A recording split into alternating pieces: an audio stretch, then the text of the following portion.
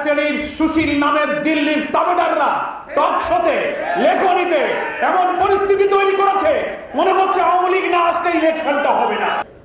আজকে এমন সময় আমরা এই আলোচনা সভায় মিলিত হয়েছি, আমাদের জাতির সম্পদ 24শে জুলাই আন্দোলনের অকুতোভয় মৃত্যুঞ্জয়ী যোদ্ধা শরীফ ওসমান হাদিকে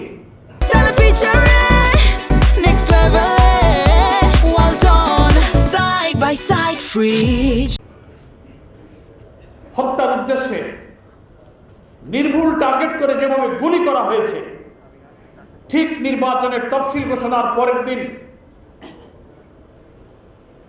এই হত্যাকাণ্ড বা হত্যাকাণ্ডের উদ্দেশ্যে এই আক্রমণ দেশ জুড়ে নির্বাচন বানচাল করে একটা অরাজক অস্থিতিশীল পরিস্থিতি সৃষ্টি করার জন্য কিছুদিন থেকেই বাংলাদেশের এক শ্রেণীর সাংবাদিক, এক শ্রেণীর সুশীল নামের দিল্লির তাবেদাররা টক শোতে লেখনীতে এমন পরিস্থিতি তৈরি করেছে মনে হচ্ছে আওয়ামী লীগ না আসলে ইলেকশনটা হবে না। কি করে ইনক্লুসিভ ইলেকশনের নামে, রিফাইন ইলেকশনের নামে আওয়ামী লীগকে ইলেকশনে আনা যাবে, ফ্যাসিবাদের দোসর জাতীয় পার্টিকে জোড়াতালি দিয়ে ইলেকশনে আনা যাবে, তার পক্ষে এক শ্রেণীর বুদ্ধিজীবীরা বয়ান তৈরি করতে চেষ্টা করেছে। ঠিক সেই সময় হাদির উপরে গুলি করা হয়েছে। সংগ্রামী দেশবাসী, এমন সময় হাদিকে গুলি করা হয়েছে ঠিক কিছুদিন ধরে নির্বাচন তফসিল ঘোষণা হবে, নির্বাচনের পোলারাইজেশন হচ্ছে, জনগণ উৎসব মুখর পরিবেশে ভোট দিতে যাবে, সেই নির্বাচনের ময়দানকে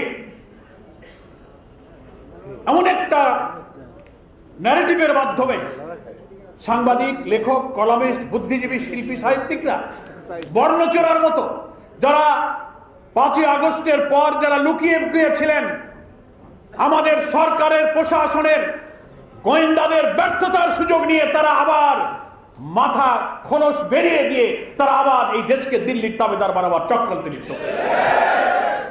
তারই অংশ হিসাবে আমি মনে করি আমাদের স্নেহস্পদ সন্তান এই হাদিকে খুন করার জন্য তাকে গুলি করা হয়েছে। তার জীবন সংকটাপন্ন, আমরা জানতে পেরেছি তাকে চিকিৎসার জন্য আজকেই হয়তো বাইরে পাঠাবার চেষ্টা করা হচ্ছে। সারা দেশ, সারা দুনিয়া এই জুলাই বিপ্লবের যারা অংশীদার, ফ্যাসিবাদ বিরোধী আন্দোলনে যারা অসাধারণ ভূমিকা রেখেছিলেন, তারা সকলেই প্রাণ খুলে হাদির সুস্থতার জন্য, আরোগ্যের জন্য মহান আল্লাহর কাছে তারা চোখের পানি ফেলছেন, দোয়া করছেন।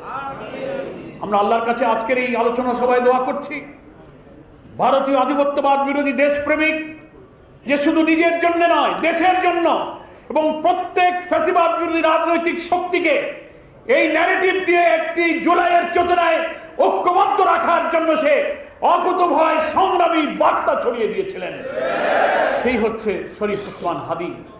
আল্লাহ তাআলা তাকে আমাদের মাঝে ফিরিয়ে দিন। আমরা মনে করি এই দেশের স্বাধীনতা, আমাদের জাতিসত্তা, আমাদের অখণ্ডতাকে রক্ষার প্রয়োজনে হাদির মতো এই সংগ্রামী মৃত্যুঞ্জয়ী বীরের বেঁচে থাকা প্রয়োজন। আল্লাহ তাআলার কাছে আমরা সেই দোয়া করছি।